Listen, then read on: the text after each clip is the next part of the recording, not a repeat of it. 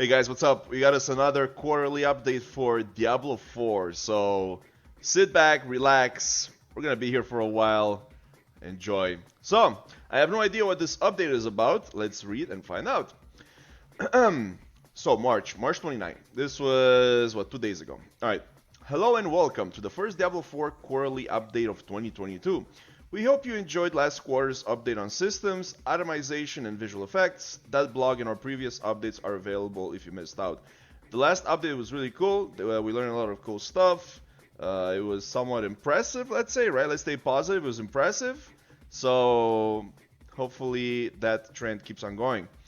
I'm struck by how much the game has evolved since our first blogs. It's difficult for these updates to showcase all the work our engineers, designers, artists, QA team, and producers have done. So of course you have like hundreds of people working on this stuff, right? So it's huge. How do you show a bug that doesn't happen anymore, or explain how the planning in a burned down chart resulted in a feature making it into the game instead of getting cut? Okay. Well, you can see those things. You can see how systems like itemization and skill trees have evolved. Yes, incorporating your feedback and internal testing along the way. Hey, this is my feedback, all right? Right here, right now, damn it, live.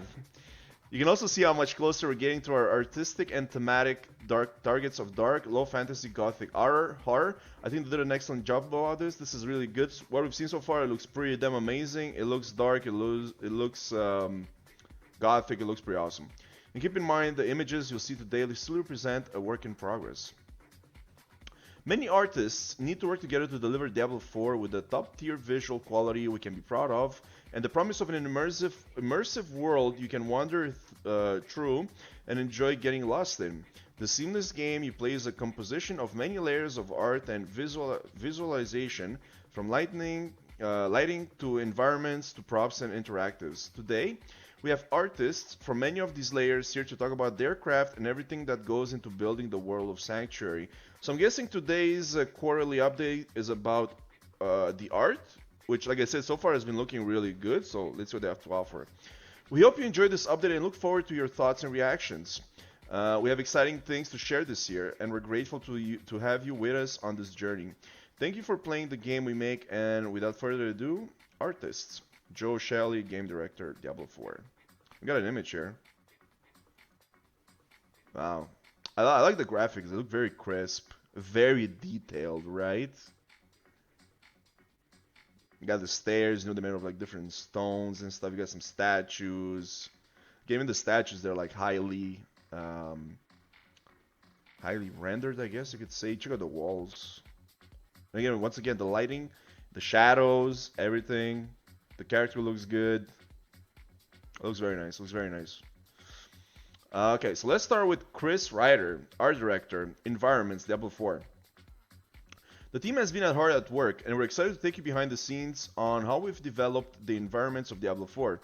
You will hear from our associate art director, environments, Brian Fletcher, associate lighting director, Ben Hutchings, lead exterior environment artist, Matt McDade, and lead props and interactive artist, Chaz Head. They will be sharing how they approach each of their distinct areas that ultimately come together to form the environment art of Diablo 4. While many of the locations we'll be sharing are in various states of progress, this is an excellent opportunity to showcase the amazing work our teams are creating for the next installment of Diablo. By the way, when is this game coming out? Are we gonna get it by the end of the year? I hope so. They haven't really given us a date or anything, so.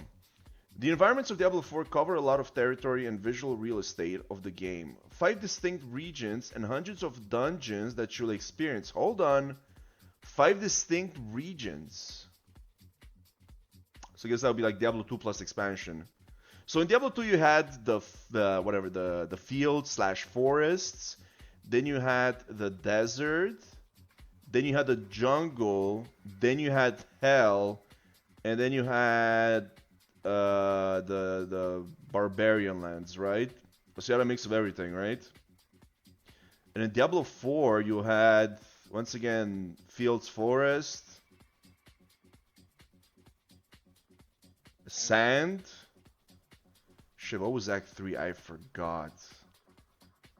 Act 4, I know eventually go to heaven and whatnot. That was the last act, wasn't it? I don't remember. But yeah, five acts basically. That's what we're getting. 5 areas. We're getting 5 acts. So that's pretty cool. I hope they keep it varied, right? You're like, from what we see so far, you have like some snow, you have some green, you have some I don't know what this is, mud, right, with rain. So that's pretty cool. And that helps you play the game when you change these areas like every couple of hours, right? Anyways, hundreds of dungeons, of course. It is where all the monster slaying, loot gathering, and exploration happens. Of course, none of this would be possible without the collective efforts of our talented designers, world builders, engineers, environment artists, lighting artists, and technical artists. We got this new screenshot here. Let's take a look. So this is like some sort of village, I'm guessing, right? This is your waypoint, most likely.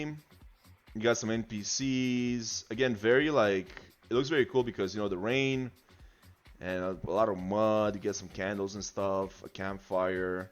I kinda, what I wish they would do in games like this, where I think it's much more possible than like FPSs or something. For example, when it rains or something, to have the NPCs actually, like go for cover a bit, not just like sit there like this. It's sunny, they just sit around. It's raining, they just sit around. Maybe when it's raining, they should be like bring their hand up or something, or just like cover a bit, or something. I think that would be like that would add like a little touch of extra, I don't know, flair to the game, right? A bit more. I forgot the exact word for it. Fuck. Like you're in that world. Damn, I forgot the exact word. Shit, it's gonna be on my mind now for a while. Anyways, doesn't matter. You're just like part of the world, right? And the NPCs act accordingly to the weather, right? But whatever, just like a nitpick, not a big deal. But it looks very good. Looks very cool. Immersion. There's the word. Immersion. We approach creating the environments of Diablo 4 through a darker and more grounded interpretation than earlier installments. Freaking awesome and perfect. I love it. The aim is for believability, not realism. Okay, cool. Yeah, makes sense. Makes sense. I mean, none of the older Diablo games, even like the first or the second one, weren't like about realism, right? But they were like believable. They were like not as you don't get like shoulder pads that are like twice your size, in Diablo 1 or 2, right? But you do get them in Diablo 3. But even there, it wasn't that bad. Even like the items, they're okay. And sometimes I do enjoy a bit of like exaggeration, but the way they say it here, believability, not realism, I think that's freaking awesome. Believability comes through our use of materials and deliberate construction of architecture and artifacts you will come across as you play through dungeons and the open world. Cool. In addition, regional weather conditions, that's freaking awesome. Always changing, that's freaking perfect. Varied local biomes, and a sense of history set the foundation of how an object or place should look visually in a medieval world like Sanctuary. So I'm guessing like a lot of like ruins and stuff, right? After all, Sanctuary is full of history, struggle, and conflict, giving us many opportunities to depict a diverse world full of compelling locations in a dark, gothic, medieval setting. Perfect. Even the wealthiest areas in Sanctuary are challenging to exist in. Really? Okay. Leaning into these characteristics adds to the richness of the world. I'm thinking like the Diablo 2 palace there. No, actually Diablo 3 Palace. That's what I'm thinking about, those snake guys. Because Diablo 2 Palace, you go like underground and it's like all like horrible and like bodies everywhere and stuff, right? But Diablo 3, the stairs, the palace, where you find where you find that giant prime evil. He was a secondary evil. I forgot his name. But the camera like zooms out. That was a cool fight. Leaning into these characteristics adds to the richness of the world. It gives us a springboard to elaborate on the space visually, giving it a sense of identity we can lock onto and build around. Sense of identity, I think this was always present in previous Diablos, even like Diablo 3. I mean, when you were in a certain area, like you look very different from everything else. And I'm thinking like of the sewers in Diablo 3. I think they look pretty freaking awesome, right? I mean, it did have a sense of identity, whatever biome you would go to, let's say, right? The atmosphere is almost tangible in places. Nice. With weather and lightning playing a more prominent visual role of Diablo 4. When it rains, surfaces get wet. Nice. Puddles form in ruts and hoofprints. Wow. The ground feels muddy. Nice. The atmosphere is heavy and damp. Sick. That's perfect. That's really cool. I'm excited to hear that. Contrast that by making your way into a hazy, firelit tavern that instantly contrasts with the atmosphere outside, a rare place of refuge and warmth. Oh, this is like the best feeling ever. I know exactly what you're saying. This you often see this in RPGs. When you're like outside, it's like raining or it's snowing or something, and then you enter a building and it's like all nice and warm, and you hear like the fire, you know, like the wood cracking in the fire and whatnot, and they're like maybe like a little bard or something playing music there, you know, and it's all like dark and dreary, but you're not outside like at minus 50 degrees in the freaking snow, you know. That's freaking awesome. We want to take you on a journey, hinting at a location's past or recent events. So that's the satisfying part of our work is developing and jamming on a location's unique visual story, pushing and pulling the art until it becomes an iconic backdrop for combat, exploration. Finally screams Diablo. Perfect. The hazy warmth of a tavern welcomes you. Let's see this. Oh yeah, that's the stuff.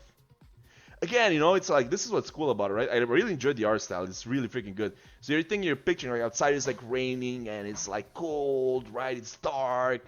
You finally get in here, right, in this tavern. But like the tavern, it's not like some sort of a like rich tavern or something. It's very like basic, right? You got like even the food is like, yeah, here's some bread and like a piece of meat or something, you know. You got the fireplace like made out of like the brick, and it's almost like part of the environment, right? It's not too bright. It's fairly dark, right? You got like some cheese, you know. Just like very basics, alcohol perhaps, you know. So you get inside, right? I guess this is outside, right? Yeah. You get inside, and like I said, it's not the best place to be in, but like it's 1,000 times better than being outside in the rain, in the cold, getting attacked by like 60 skeletons, right? So, oh, this looks very cool. Looks very cool. Again, the art, absolutely amazing. I love it. I love it. I love it. And this is your character, I'm guessing, right? Wearing the furs. Freaking awesome. Ah, man, that feeling, I'm telling you, that's the best feeling. Exactly what they described here. That's like the best feeling in RPGs. You go into like this hard location, horrible like monsters and whatnot, right? Like I said, raining cold or whatever, and then you finally get into like a tavern. It's like all nice and quiet. You feel safe. It's like you can take like 2 minutes to like take a break, buy some items and whatnot, right? A town set in an arid location feels visibly parched, dust blowing, the color palettes plays into warm, oxidized hues to create an iconic region in the world of Sanctuary. Let's take a look. Oh yeah, very nice. Thought these were animals, they're just statues. It looks a bit kind of like Mongolia or something. I don't know why I would say that. I haven't been to Mongolia, but it looks very cool. Again, even like this little pond here, probably like this was used for like drinking water at one point, but now it's like all messed up. It's like all dirt. You got algae in there and stuff. Vendors. Some sort of maybe like a quest board, perhaps. This is where you get your quests from, or like hunting people and whatnot. NPCs. The road looks very nice. Again, you can select some tracks. Scans. Even the vegetation, right? Everything's messed up, right? It's like all yellow or like red, whatever survives in this desert or whatever it is, right? This area, arid zone, as they called it. Very nice, very nice. Looks very dusty, it's true. Looks very dusty, nice. Looks very nice. Diablo 4's art is built with modern techniques and utilizes physically based lighting. As we handcraft locations across the eastern continent. Eastern continent? I'm trying to think where like Diablo 2 and 3 were located. I kind of remember the Diablo 2 map a bit, but I'm not too sure. I don't. I guess I don't. I gotta look at it again. I have no idea. We are mindful of our approach to support combat, navigation, narrative intent, and stylistic direction. To accomplish this, we filter concepts, locations, and final implementation through the dual pillars of Old Masters and the Return to Darkness. So we're getting back the three prime evils? Maybe we are. Using these pillars, because I mean we killed all the lesser evils, right? Did we, or did somebody survive? I don't remember. I think somebody survived in Diablo 3. I'm not sure. We haven't met one or something. I'm not sure anymore. Using these pillars has been instrumental in keeping us consistent and aligned with the visual tone of Diablo 4. The Old Masters pillar gives us a lens to filter our art through, considering the techniques classical painters like. Okay, so it has. Okay, the Old Masters has nothing to do with the Primevals, forget it. Like Rembrandt used, with their controlled use of detail, tonal range, and expert use of color palettes. The Return to Darkness pillar is a through line in everything from dungeons to lightning and embodies the idea that Sanctuary is a dangerous and dark medieval gothic world. It's kind of crazy they're taking inspiration from like famed artists, right? I mean, that's freaking awesome. That's freaking awesome. Additionally, we play to the iconic Diablo game camera, choosing where to add or remove detail to help the readability of the gameplay space or accentuate visual interests as needed. It is a balancing act that results in a handcrafted look with a visual interest as needed. It is a oops, sorry. It is a balancing act that results in a handcrafted look. Yeah, that's what I just read. Sorry, my phone distracted me. Um, with a distinct visual style that expands on the lineage of Diablo. Cool. Deep in a ruin, lost to time, its treasure and mysteries are awaiting discovery. Let's see. A cool lighting. I love it. Again, check out the detail on the ground, man. Jesus Christ. You like some runes here. Again, you got like this thing was built like 4,000 years ago, right? It's like all like starting to like decay and turn into rock. Even the sand itself has like some runes or something. Oh, this is not sand. This is just probably like more of the floor before it got destroyed. Very cool. Again with the lighting, very cool.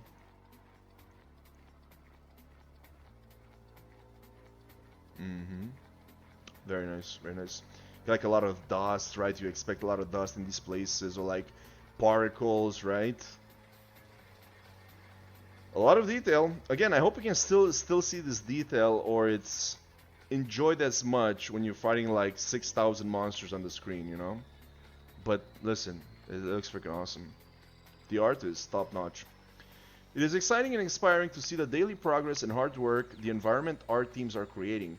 Let's jump into more specific and hear from Brian, Ben, Matt, and Chaz on 6 locations we feel illustrate our approach and the concepts we keep top of mind when building the environments of Diablo 4. Cool. The World of Sanctuary, Matt McDade. I'm excited to talk about the open world of Diablo 5. 4. Diablo, I read the 5 here. Diablo 5. I'm like 20 years ahead, you know. Diablo 4. We have 5 captivating zones to explore. Cool. Each region is fraught with dangers of their own kind, many routes and hidden corners to uncover. Nice. How do you choose to make your way through this vast world is up to you.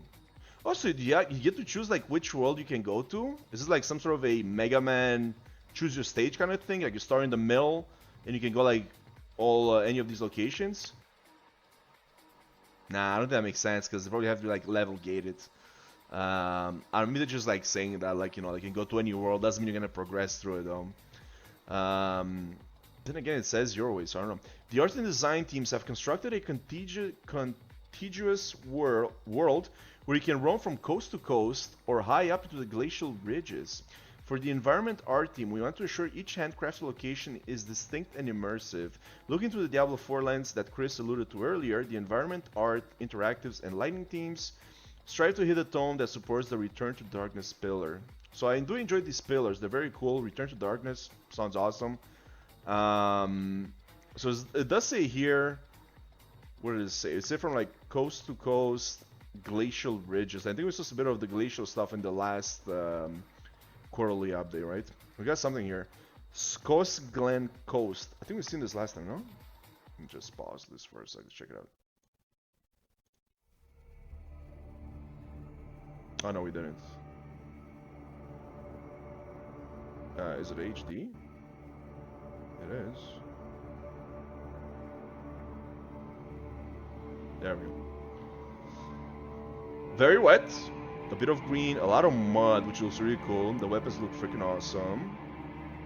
I don't know what kind of weapons he's carrying, but they look good. They look good.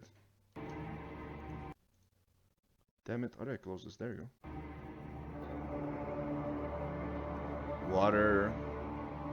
I don't know. I'm not a fan of the water effects. I've seen like way better effects. Even like Path of Exile has better effects. Look at the water here. Look at it. It feels like a Jello mass. You know what I'm saying? The way it moves. Like the whole water, it feels like it's just a mass of Jello, just like moving like this. It's not like wavy. You know, it's just like. Doop.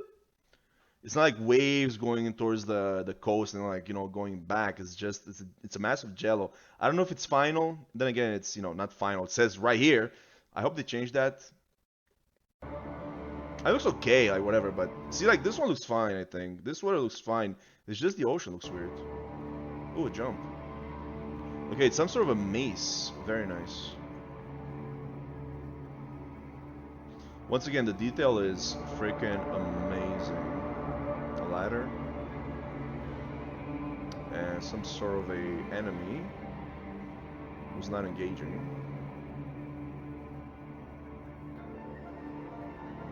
Even the music is great. I love the look of this place. Check it out, it's like all like grass. You got like green grass and gray mud, and it feels very wet. That's very cool. Very cool. Very cool. Very cool. Very cool. Very cool. Very cool. I like it. I like it. I love it. Let's go. Okay, so for this Cosglen Coast, the environment art team set out to tell the story of untamed wild shorelines and headlands. Hey, you're missing a space here. That's it. 0 out of 10. I'm not reading this anymore. That's a typo. As you transition towards the shores from inland, the coastal biome is very evidenced by the longer, more directional grasses that react to the diving offshore winds. That's actually, the grass looks really cool. The long grass looks really cool. The beaches are bleak and littered with seaweed, kelp, and rotting carcasses. Awesome. Rugged cliff tops ascend high whilst promontories are carved by the continual pounding of waves below. Nice. Through the process of creating our biomes, the environment art has set out to communicate that this coastline is rife with peril. For the main settlements along the coast, it is important to us that they feel woven deep into the fabric of the coastline. Dwellings with deep-rooted foundations skirt the cliff tops. In a futile attempt to withstand the harsh elements, these structures are comprised of whatever materials the locals could lay their hands on and are in various forms of disrepair. Stone walls, salvaged wood, and thatch for the roofs. A place of consolation for the brave fishermen that trawl these treacherous seas. And again, that's a very cool idea, right? Basically, like they said about the world of Sanctuary, it's a rough world to live in, right? And these people, they build their houses, whatever, like they got on hand, and it's all like very similar. And again, I'm surprised they're giving it this much thought, right? Like, for example, deep-rooted foundations. Like, Jesus Christ, that's like some serious shit. They're not just building a house; they're actually building like a house that would actually fit in that environment right next to the sea. That's freaking awesome. That's very interesting. Fishing plays a significant part in the day-to-day life of these wary locals, so we've latched onto the idea and placed emphasis on these villages being centered around fishing. Can we fish in the game? I think it'll be like an okay mini game actually. Give us like fishing. They probably won't do it, but I mean, like, it'll be like interesting, some like a fun mini game, whatever. You find like cosmetics or something in it. Like, it's not like necessary for the game, but like a fun pastime, right? Who knows? By adding supporting elements like rudimentary docks and slipways, it really helps set the stage for the interactive theme to come in and layer on their culture kit throughout the area. Gotcha. So basically, all the interactables have to do with the environment that you're in. It's not like some random, I don't know, catapult in the middle of the sea or some crap. Chaz.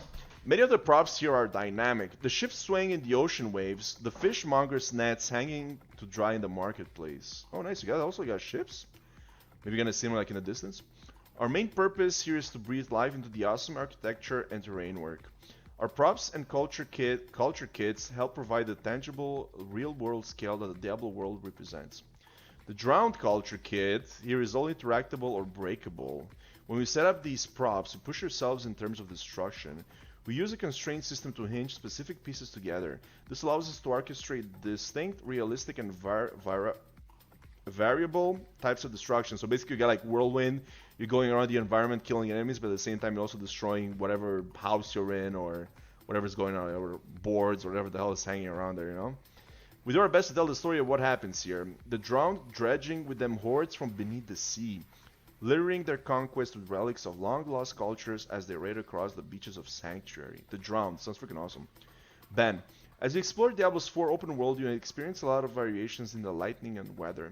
Here in the Scots Glen coast, you can see the foggy, frigid atmosphere taking cues from highlands and moors. Across the game, we've strived for a grounded and natured palette, again, no space after the comma, allowing us to create visual space for gameplay that also achieves a gritty tone suiting the world of Sanctuary. And then we got is the Orbe Monastery. Let's see what's up.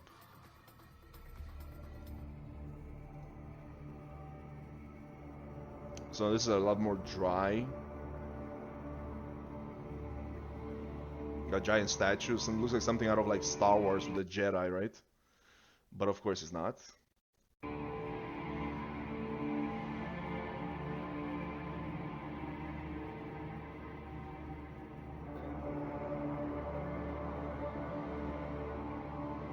Again, the plants with the red. Again, something that fits the environment. More ruins. You can see the dust. Cool shadows. So obviously, you know, very different from what we've seen before, right? Like before it was so wet, and this feels so dry. This feels dusty, you know? It's like you can breathe in the dust if you're like out there. Carcasses. It's like a dead horse there. A cart. I enjoy the music as well. Gold auto pickup, I'm guessing.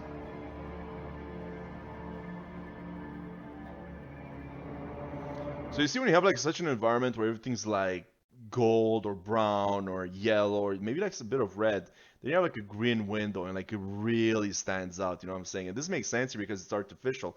But all the natural colors of the environment, they're all like dusty, red, and brown, and that's it. But then you have like an artificial green window and it looks awesome. Oh, cool. Even the barrel, like the way it breaks. Corpses. Oh, there's some water there. Interesting.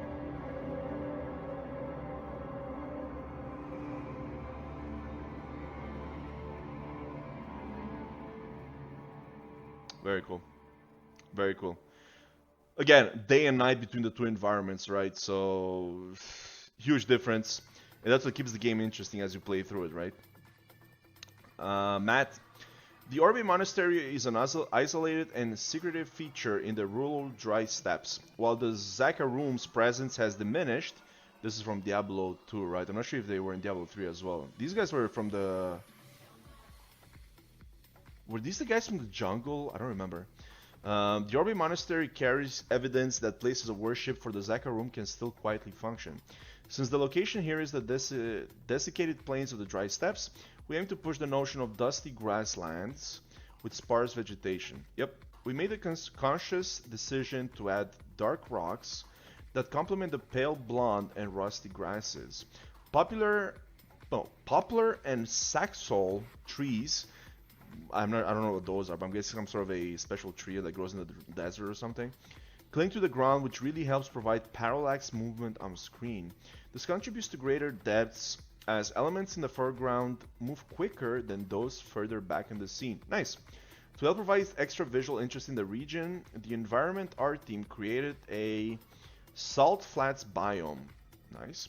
Being able to have blue alkaline lakes, which we've just seen, so that's pretty cool, skirted with salt encrusted tufas and vivid geothermal pools really helps add pockets of vibrancy to the dry steppes and create compelling natural landmarks. Very good, very good. So you do have a bit of variation, right? Because if you look at this biome, you know, it's dusty and it's brown. And it's like, again, that's a bit kind of boring, right? That's why I like drew attention to the window, you know, because it's like so out there. It looks so cool, right? In a very like drab looking place, right?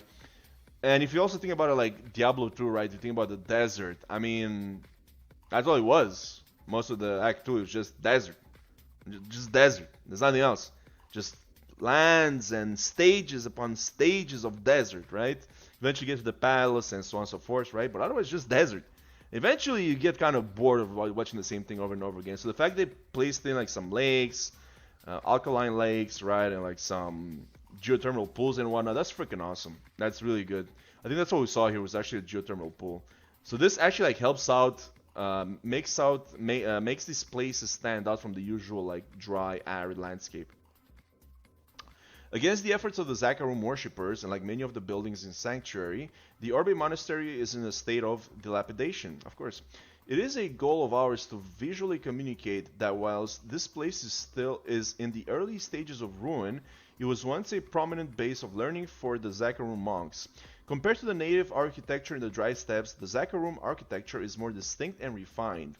These structures are adorned and ornate details, and often accompanied by elaborate statuary.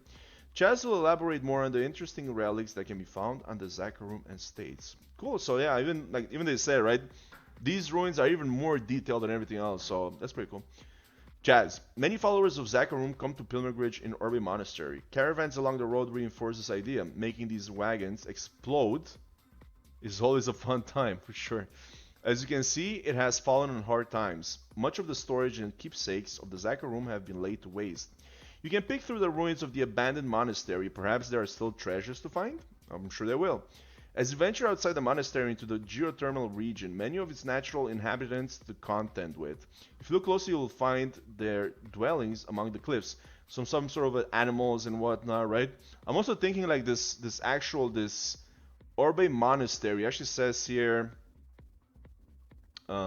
as you venture outside the monastery, so I'm guessing maybe like inside the monastery, you're gonna have like a couple of levels, maybe like going underground and whatnot, kind of like the palace in Act 2 of Diablo 2, right? You go like 4 levels and you have like a waypoint or 2 waypoints in there, right? So again, just like to keep the game fresh, right, with different environments, most likely. Kyovashad, let's see what's up with this place at night.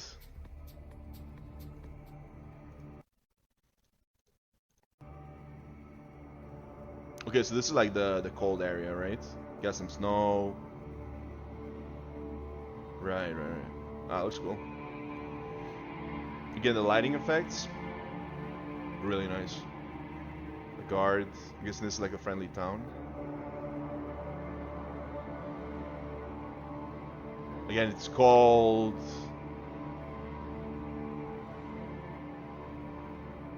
It looks depressing, right? You go inside the tavern, like they said, to seek some much needed heat and rest. Very cool, very cool.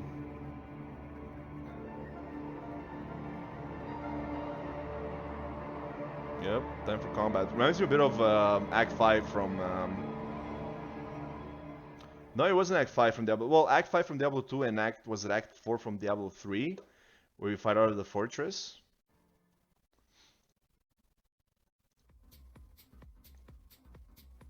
Matt.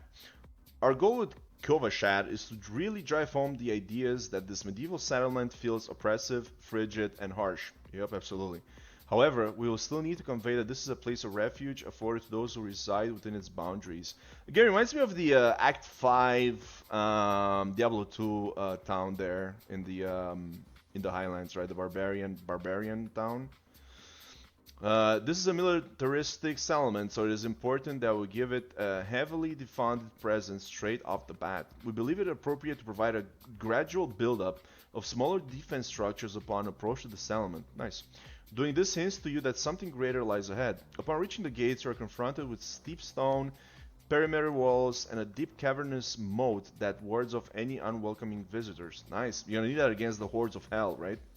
Upon entering the town, you'll see the architectural typical throughout fractured peaks. Making use of wood from many forests in the region, structures here are clad with natural pine boards and birch shingles. As with most dwellings in Sanctuary, these buildings are very much function over form. Feels like the whole game is function over form when it comes to buildings, and it makes sense. Again, you're living in the world of Sanctuary. It's not easy for a lot of people. In the video, we can see a large portion of the southern end of Kyovashad, which contains the simplest of shelters, some clinging to the town walls overlooking the glacial flow beneath. When you happen upon this area, we want you to draw similarities with slum-type encampments, where densely packed living quarters are in abundance. The interactive team has done a fantastic job of really driving home that narrative with their culture pass. Jazz. Kyokusha has many districts, with each one set dressed in unique culture kits. Here we have the slums, where the downtrodden seek shelter from the extreme elements. Better than being outside, right? We support this idea by layering detail of frayed cloth, broken shelters, and general unhappiness. Nice. Can you believe this is an example of high-end living in Sanctuary? Goddamn, like I said, but then again, they're protected by walls. They actually, get to live another day, right? A lot of people who are out in the fields and suddenly you have like 60 demons coming to your house, you're just dead. So this is better than dying, I guess. For this nighttime look at Kyokusha, we can see the use of fog, soft shadows, and bounce lighting to create a softness to the lighting. The softness is a core part of Diablo 4's lighting aesthetic, providing a natural and grounded frame. We aim to give Kyokusha a thick and lived-in atmosphere with warm and earthy tones, giving it a sense of reprieve from Fractured Peak's cooler, frigid palette. Nice. And again, what we've seen from last time too, like that, you have like a little campfire on a peak, and it's just like snow around you and wind. This looks very nice. This fortress here. So far we have the coast, the arid desert, and the snow mountains, right? So these are like 3 out of the 5 biomes gonna getting. For sure, the 5th one is gonna be something crazy like hell. So far, it's always been hell, except in 3 where it was heaven, which is also very cool. So the 5th one will be gonna be something crazy like hell, and I'm guessing that leaves us missing one between 1 and 4, which could be anything really. I don't know. That's where you've seen it. Maybe it's that first stage that they keep showing us with like those what's it called? That grass, normal grass. Unless they did say here that to get to the coast, you gotta come from inland. So maybe that's the same stage or the same biome, or maybe it's something else. Who knows?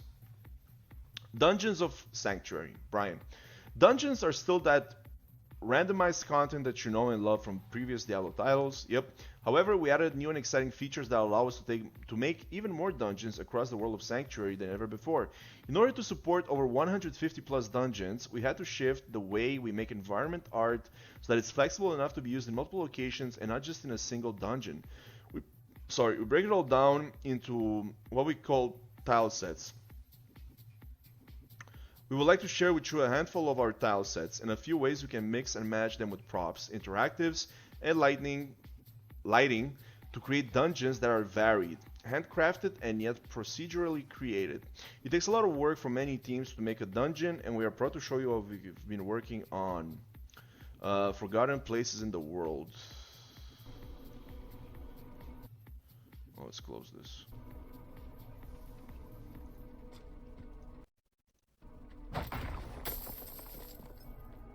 What are those tentacles? Ew. Nice. They look like spider legs or something. It's dark, it's bloody, it's nasty. Looks very cool.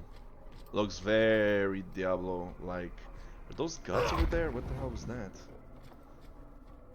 And the environment is nasty as hell. Love it. More tentacles. Some stairs downstairs. Candles, blood all over the place. I don't know what this thing is. This looks like a living organism started invading this cave and just started like reproducing everywhere. Oh, cool! The armor's very nice.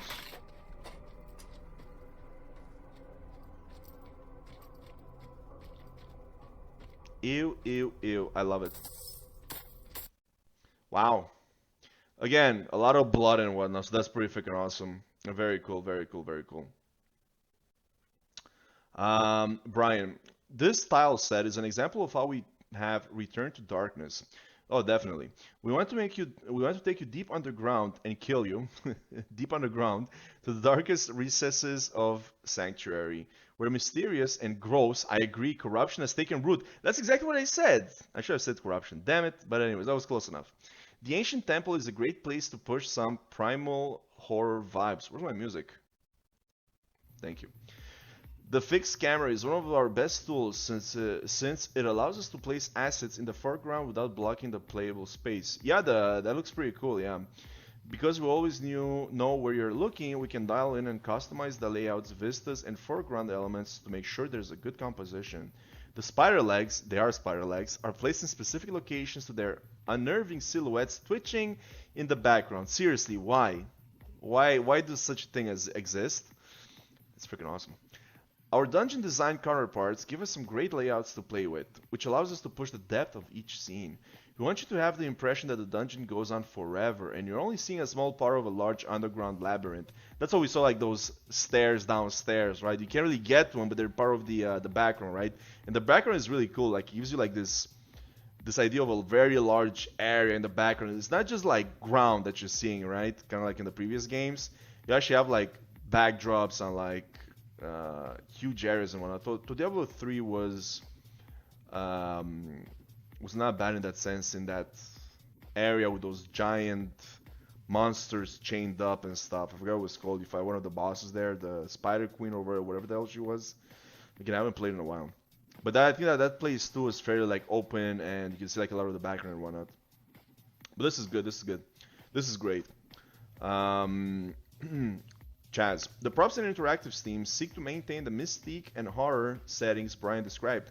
Our hope for this culture kit is to make sure you feel uneasy whilst being rewarded for venturing forward. And this is also the other thing, right? You have multiple teams working on this. You know, as a team, like he said, you gotta respect the other team's decision of doing what they're doing, and your team cannot just come in and change things because your team thinks it's better to have this instead of that. You gotta like work as a team, everybody. Multiple teams working as a team, which is not always easy to be done. I'm sure there was some drama in here. You know, people want to decide to make something, and other teams decide against it and whatnot. So it's always a hassle, but at the end result, what I've seen so far, it looks freaking awesome. Nothing here should feel like it was crafted in Sanctuary by the people living on the surface. Very nice. We were able to focus on different styles of shape language, monolithic and twisted. This is not a place you would want to explore alone. Cool. Very nice to take that into account, right? Nothing here should feel like it was crafted by people living on the surface. Damn. Nice.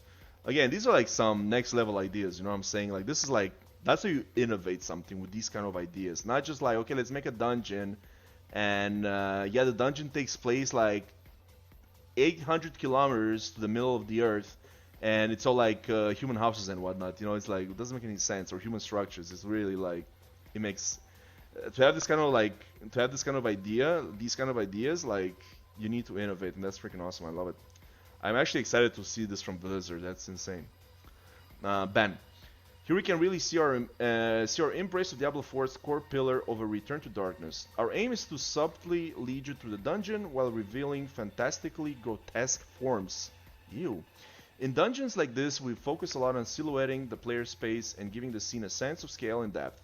This helps navigation and visibility, but also shows the vastness of the environment. Show me what you got! Wretched Caves. Can close the eyes.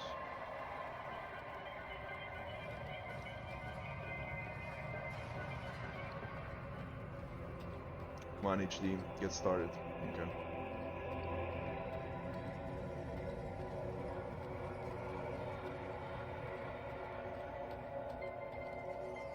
This is HD or are you failing me? 1080p. Doesn't show like perfectly clear, but I get a good idea. A lot of like strings with like skulls on them, like some sort of a ritual happen here, you know, and whatnot. Well, that's what these caves are used for, right? A lot of like, what you call them, stalagmites? What are those things called?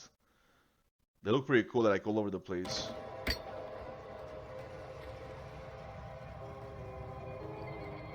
The music, creepy as hell, nice. Oh, very nice sound design too. Everything's like made out of rock or wood, nothing else. No metal, nothing. Very nice, very cool. Again, looks self-contained dungeons like this, right? You're not gonna see like a rack of armor or something randomly being placed here, right? This is pure like stone and wood, nothing else inside, right? And this was used for like rituals or something, right? Brian. The world of Diablo 4 is incredibly large, utilizing numerous unique tile sets to cover all the various zones, biomes, and cultures. In order to create so much high-quality content, we found clever ways to reuse our tile sets and add enough variety to cover 150 plus dungeons. Sure. All while providing fresh experiences each time. For each dungeon, that sounds good. One way we can do that is by dressing up tile sets with various themes. This next dungeon is a hidden druid resting site overrun with demons. As you travel through this dungeon, you'll see that this is covered with many druidic cultural items, such as the previous dungeon was the same thing I find, such as talismans and charms, unless they were speaking about this, the one we just saw. We place a lot of items on the layer that can be turned on or off, depending on what the theme of the dungeon is. In one dungeon, it's a druid burial site. In another, it's an uninhabitable dark cave. That's good. So then no more wood basically. It's all stone, right? So no more like rituals and skulls and whatnot. Adding these sorts of details is a great way to add a lot of visual interest as well as visual storytelling. These assets were made by several teams, so this is a great example of many groups coming together to contribute in a final environment. So what he's saying is that you have the base dungeon, which is just a cave, right? And then you can add, like he said, like example, it's a ritual site, so we can add like these strings and skulls and torches and whatnot, right? And the next one could be about some sort of a hidden mage cave or something. You have like magical, I don't know, fire and books and whatnot, right? Inside the cave, right? So that's how you change it. And then you have like a cave as a base outline. You can have like a palace room as another one, or a house, all right? And you just like change what's happening within that house, right? Chaz. We're able to expand on the Druid culture kit in this dungeon. In many ways, the Druid is an exciting return to the Diablo franchise, no less for props and interactives, expanding on this unique class by providing a full kit for its reclusive people. It would be easy to make the Druid props fantastic, but we stretch ourselves to come up with fun ways to keep the culture kit grounded while not turning the Druids into something they are not. Freaking awesome, good to hear that. I hope when you play Diablo 4, you get a sense of their magic while not betraying the dark and gritty world the druids reside in. This one's called Flooded Depths. Let's see. So see, that's what I'm saying. This is more like a human building, right?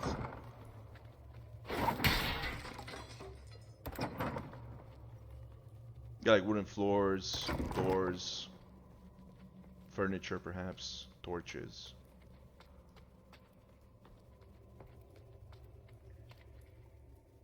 Again, cool sound design. That's a weird door.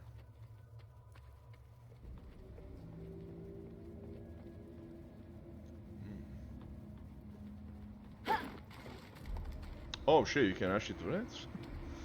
Interesting. I had no idea. You can also go down, right? So you have like vertical dungeons almost, right? With like 2, 3 layers, 4 layers, depending on how many you want, right? You go up and down besides just going left, right, up, down, right? Left and right. Up and down a level, I mean. Oh, nice, you got some water. Now now it is flooded. Very cool. Very cool, very cool. So you just turn from like a... I guess you can also do that, right? Like with, what's it called? With the different basic dungeon kit, whatever, right? Like the upper floor is like a house, and the bottom floor is like a flooded basement or something, right? The bottom floor could be a cave or whatever, right? And you're changing biomes or stages within the same dungeon, depending how many floors you want and whatever. Brian, new dungeon features such as seamless floor transitions or traversals are exciting, but my favorite new feature is what we call tile set transition scenes. These are scenes that allow us to connect two different tile sets together in the same dungeon. So that's exactly what I meant. So okay, so not only do they have like different tile sets, they also have a way to combine them so you're transitioning from one to the other seamlessly, right? Without actually noticing that you're actually going from one to the next. It actually makes sense to do it like that. Imagine running through a crypt only to find a hole in the wall, what seamlessly leads you deeper into a vast underground cave network. Yep, all while keeping the randomized layouts that change with each dungeon run. So this is new. So exactly what we just spoke about. So far, basically, you get into a cave in all the previous Diablo games, or even like Path of Exile. You get into a cave, and you know that the inside of the cave is gonna be all cave. There's nothing else in there. You're not gonna find anything else. From start to finish, it's all cave. Maybe the boss room will change sometimes, right? But see, and this is what I'm talking about, innovation for Diablo. This is freaking awesome. Now that means that you can get inside a cave, and you go down or up a floor within the same cave, and now you find like a castle ruin or I don't know, a hellhole or something. I don't know, you know. So you don't know what you're gonna get just by entering a dungeon. You actually like can actually change inside that dungeon, right? And in a proper with a proper transition, right? In this final video, okay, so that's what it was. Now it's speaking about this video here. In this final video, we show two tile sets joining together by a tile set transition scene. And yeah, I didn't even like notice. It was seamless. It was freaking awesome. The first floor of this ruined keep remains dry and fairly intact, but as you journey deeper into the dungeon, you'll discover that the lower levels have decayed from the endless flood waters pouring in. Awesome. This swampy ruin is perfect for the drowned to move in and fortify themselves deep below. You'll have to fight your way through their defenses and climb across the rope to transition deeper into the flooded, ruined tile set. Perfect. Chaz. I love this dungeon. It was one of our first where we dialed in the style for props and interactives in Diablo 4. On the surface, we have that definitive gothic medieval styles fans love. Pikes, suits of armor, and iron chandeliers. I hope this set reminds you of what Diablo means to so many of us. Part of that vision is the sense of danger of exploration. As you dig deeper, things get gritty. As you descend, you'll encounter obstacles seemingly out of place. The drowned have invaded this ancient manor and dragged their obscene valuables across the floors. This gives us the opportunity to mix kits, and I hope you agree that mold-encrusted assets are gross. They are. I've seen a lot of gross stuff so far, which is freaking good news. Things should feel familiar, but tainted by the sodden hands of the drowned hordes. Ben. It's exciting to be able to merge two distinct visual styles. Here we see the dark, foreboding hallways of the keep led down into the putrid aquatones of its depths. That looks freaking awesome, I agree. 100%. It's such a good idea to like combine both, right? In both, we can see the same approach to lighting these dungeons, with different executions. The keep has an oppressively dark, very selective lighting scheme, hinting at paths through the corridors subtly with soft lighting. By contrast, the floated depths use putrid green and yellow tones to really give the dungeon a feeling of a damp, heavy atmosphere. God damn, that's nasty. Alright, then we got one more video. It says environmental art. Let's see what's up with this one. Or is this like all of them combined? Oh no, wait, this is something else. Hold on, what is this? Diablo 4, yes. This is a big one, 2 minutes. Oh, wow, that's pretty cool. So this is the geothermic whatever, right? Yeah. Hot water there. The cave system.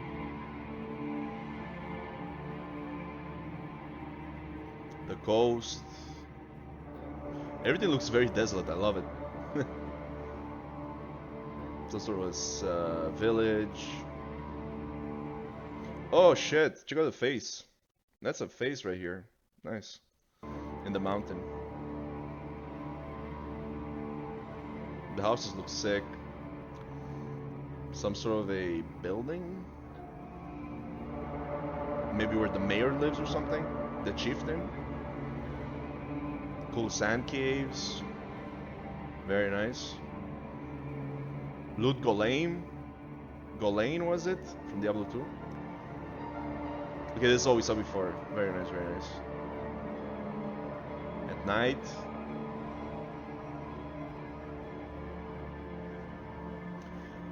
One critique if I have to make, once again, I hope the NPCs do more than just sit around, because this is very like static.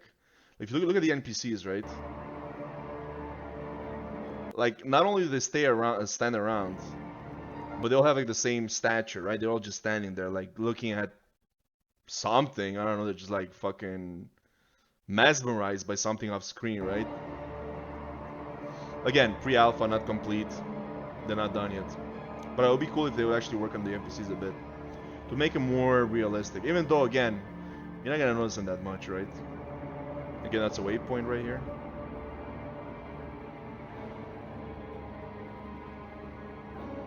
The fortress. Yeah. Snow. Oh shit, some sort of a monastery or something. Wow, looks massive. The interior. Is that water? What is that? Looks like electricity or something, I'm not sure. Again, very dark, very cool. Statues. Everything's in ruin. Wow. Some sort of a dungeon. Torture tools. Oh yeah, the tentacles. Our favorite. Oh shit, another face. I just saw it. Eyes, mouth. Ew. What happened there?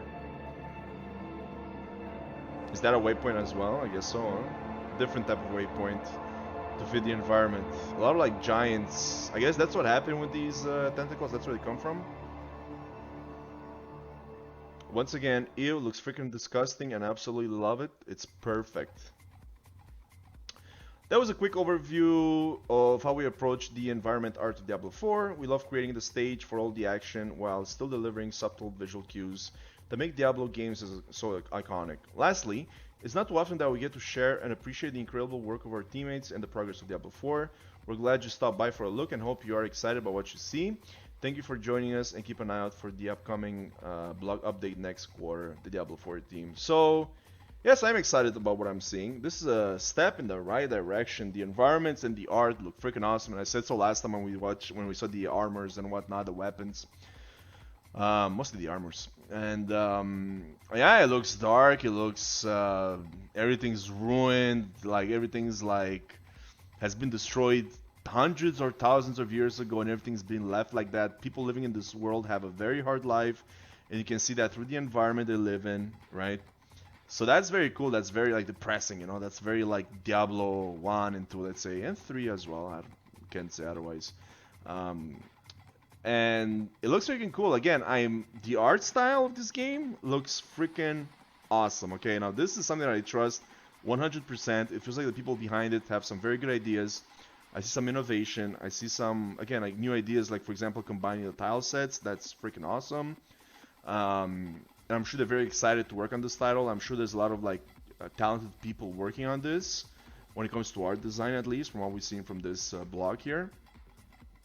And I'm excited. I want to play this, definitely. I want to see what's up. I want to experience these environments. I want to know what the next class will be. Hopefully it's a class I can play. Hopefully something dark. I wonder when they're gonna like announce that. I have no idea. And I'm also wondering when is the game coming out. Again, no rush. Right? Better Blizzard, take your sweet ass time. Make this right. Don't rush it, okay? You have the ability not to do that. You have the ability to like not rush it, I mean. And yeah, I mean, it looks freaking awesome. It looks freaking cool. Again, I'm impressed with what we've seen so far. I'm very happy with what we've seen so far in this blog. It looks freaking awesome. I can't wait to see more. Until then, I'll see you in the next one. Peace out.